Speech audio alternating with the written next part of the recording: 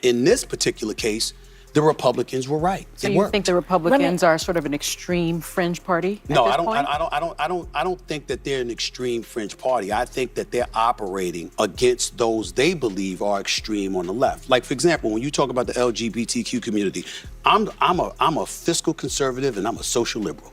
I'm fiscal with my dollars. I ain't apologizing for not wanting to pay high taxes to anybody. I'm not apologizing for that, right? But outside of that, I'm pretty liberal. Live and let live, okay? Stephen A. Smith sparked an explosive moment on The View, unleashing intense criticism at Sunny Hostin as he confronted her for defending the same style of wokeness many people believe played a major role in the DNC's crushing election defeat, creating a shock so sharp it froze the entire room in disbelief. It's widely understood that the Democratic Party's growing commitment to extreme woke ideas was a powerful and undeniable factor in their downfall last year, yet Hostin continues rejecting that reality, claiming their collapse had nothing to do with the ideological excess voters clearly pushed back against with frustration and disappointment. She keeps insisting that wokeness wasn't responsible for their massive setbacks, even though countless signs from unhappy voters pointed directly at it with unmistakable clarity. Now watch as Stephen A. Smith tears apart every part of her argument, exposing how this constant push for wokeness shaped Harris's political disaster and transformed a once broad movement into a self-inflicted mistake that echoed through the entire election with stunning force. I'm pretty liberal. Live and let live, okay?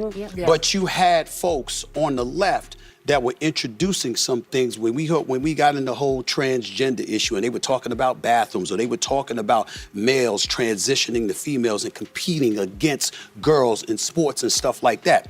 These That's are less than 1% of the population. I understand that, but you know what? Add Aaron ridiculous. in the NFL. But see, I think that's where the mistake is made. Yeah, you're saying it's ridiculous.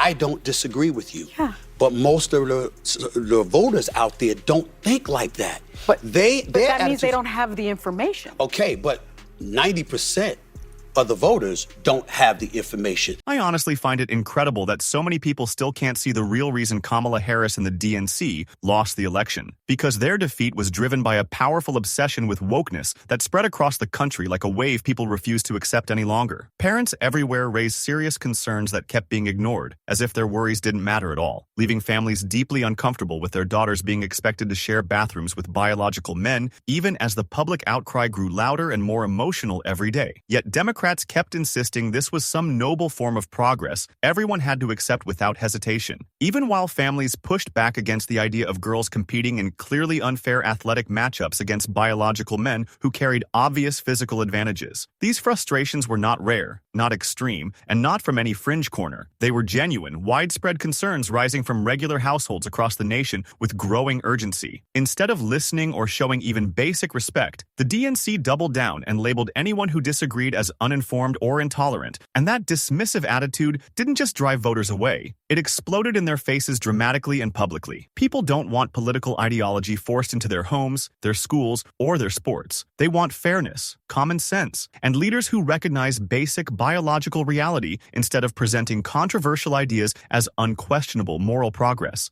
If you out there busting your tail to make ends meet and to pay your bills, and you're going to work every day, and you got a family to take care of, and you're in New York City, you're getting stuck 2 hours of your day, you're stuck in traffic. You understand? You got a whole bunch of stuff to go through. You don't have time to know what you and I know. Maybe you need to listen to the news when you're in traffic. Well, again, I agree with that. Not be uninformed. Or you listen to stuff that's going to take you away from the things that brings down your spirit. And that's unfortunately what most voters are doing. Most Americans are far too overwhelmed by real life to carefully study every political issue thrown their way, because they spend long hours working, juggling responsibilities, paying bills, caring for their families, and trying to stay steady in a world that never slows down for anyone. They don't have the time or energy to dig through endless research, analyze complex data sheets, or listen to experts debate theories that rarely lead to practical solutions that actually help people in their daily lives. So when something feels confusing or disconnected from their reality, they vote against it almost instinctively, and it's completely understandable why that reaction comes so quickly, and so strongly. For the average person, wokeness, identity battles, or cultural experiments pushed in Washington have never been the priority. They care about stability, survival, and simply making sure they can pay for the essentials they need each month. They worry about the rising cost of food, housing, healthcare, and gas, and they want secure jobs, affordable living, and safe communities, not long lectures about pronouns or abstract debates about gender ideology being pushed into classrooms. In the end, it's economics, not dramatic political messaging, that guides their decisions at the voting booth, because everyday concerns will always outweigh any form of woke politics that ignores the reality ordinary families must face every single day. Because you were inserted, even though you were the vice president and it was the Biden-Harris administration, you had folks who are independent. I'm not talking about those on the right, and I'm not talking about those on the left, just independents, who said, wait a minute, she didn't experience a primary either. And the last time we saw her in a primary was 4 years ago, and she didn't even make it to Iowa. They used that as an excuse to point to her level of inexperience. Then you got the war in Russia and Ukraine. You got the Israeli-Palestinian conflict, Hamas and Hezbollah and all of that stuff. And you had Trump using codes. Look, do you want her? Where is she? Where's the interviews? Where's she showing herself? Where's the tough questions? Where's the interrogation?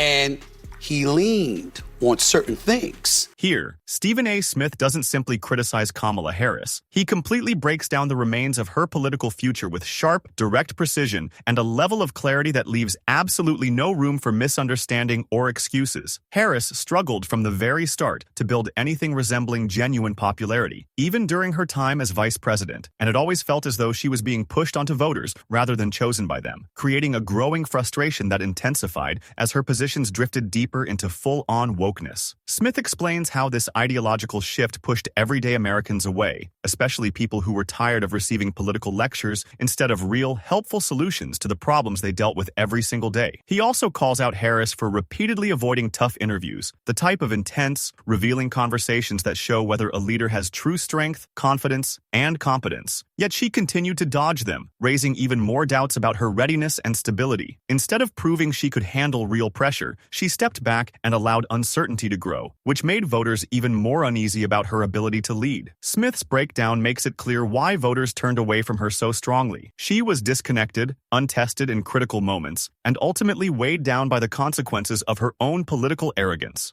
Does everybody remember he originally said he was just going to do it for 4 That's years? right. Yeah. That's what I brought up. Right. And did you think that once you know who stepped in, he said, well, there's nobody, we don't have anybody? Well, the point is that That's right. it's not about who you're going up against when you know you're not what you used to be. And see, this is where covering sports puts me at a distinct advantage.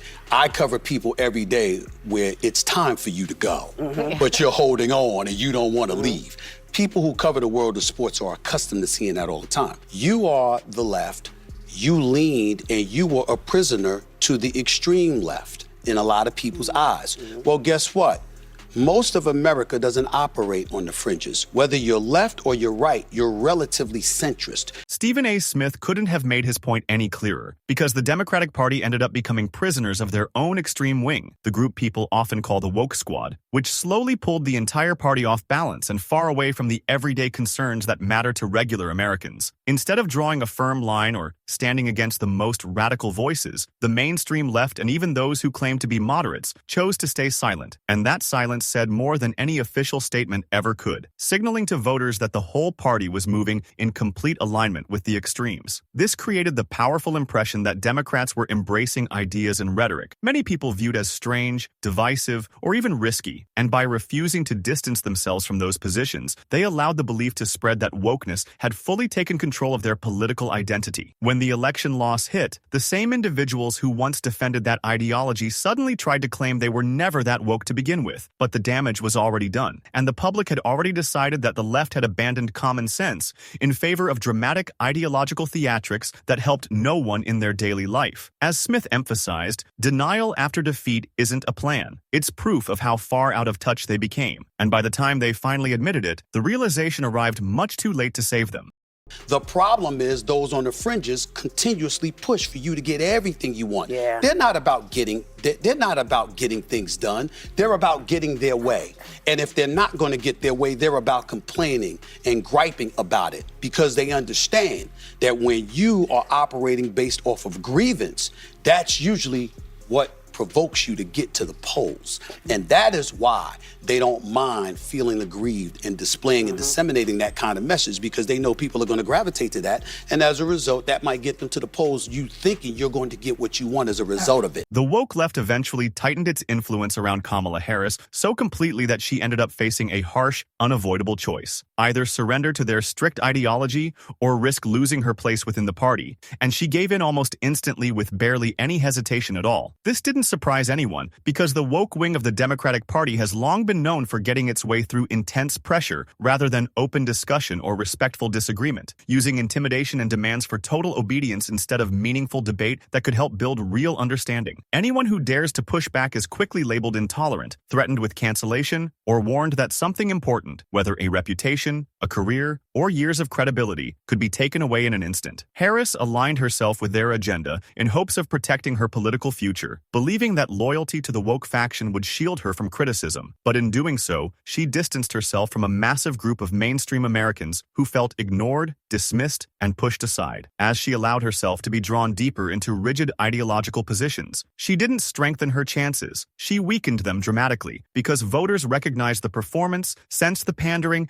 and rejected it firmly without hesitation. In the end, she didn't simply face a minor setback. She became another high-profile casualty of the very woke politics she embraced, proving how damaging that path can be when leaders forget to listen to the people they claim to represent. Do you think the Republicans are sort of an extreme fringe party? No, I don't think that they're an extreme fringe party. I think that they're operating against those they believe are extreme on the left. Like, for example, when you talk about the LGBTQ community, I'm pretty liberal. Live and let live, okay? Yeah. But you had folks on the left that were introducing some things when we got in the whole transgender issue, and they were talking about bathrooms, or they were talking about males transitioning to females and competing against girls in sports and stuff like that. It simply wouldn't feel like a full segment without Sunny Hostin stepping in with another burst of her trademark confusion. And right on cue, she delivered exactly that, twisting Stephen A. Smith's message into something he never implied, creating an argument that didn't exist in any part of what he said. Out of everything Smith clearly explained, not one statement suggested that the Republican Party was some kind of fringe group, yet Sunny built that imaginary claim to distract from the real issue and avoid dealing with the actual substance of his points. What Smith laid out was incredibly clear. The woke left had taken control of the Democratic Party, pushing it further into extreme territory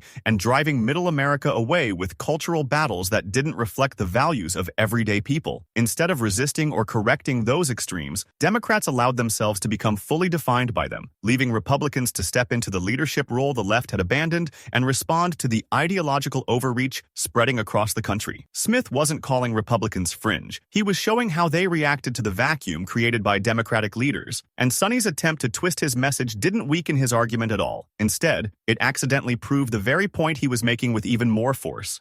Howard Stern says that he wasn't confident that the country was ready to elect the first female president because he knows, quote, how men talk behind closed doors about us. So we're very privileged to have a great guy here today. Yeah. Tell her, what do men say about us behind closed doors? Well, first of all, Say it to our faces. Yeah, do tell. I don't hide, so no worries there. Here's the deal. I respectfully disagree with Howard Stern, only from the standpoint that I wish he had been more specific. Why don't you say white men? Because let me tell you something about black men. We love our mamas. I know that. We love.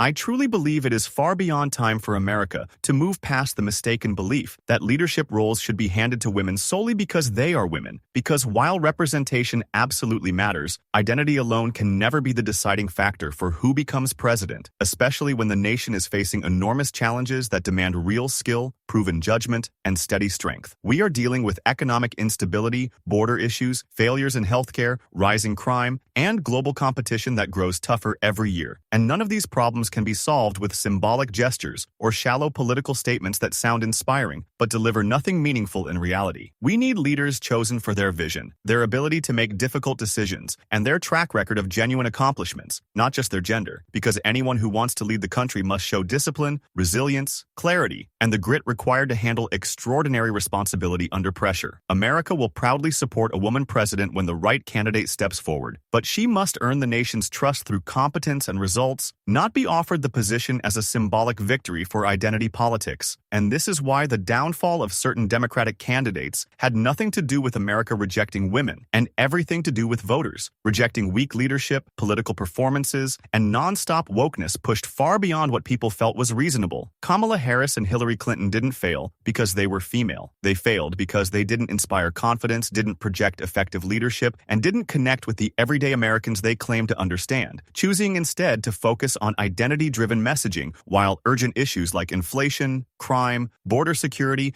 and the economy continue to grow worse without real action. Stephen A. Smith was absolutely correct when he emphasized that the woke left held the party hostage, pulling it deeper into ideological extremes, and by refusing to break away from that influence, Democrats ultimately sealed their fate with voters, proving once again that America is ready for a woman president, but she must be chosen for her capability and clarity, not handed the position as a symbolic gesture. And with that said, the video encourages viewers to hit the like button, subscribe for more content, and stay tuned for the next one.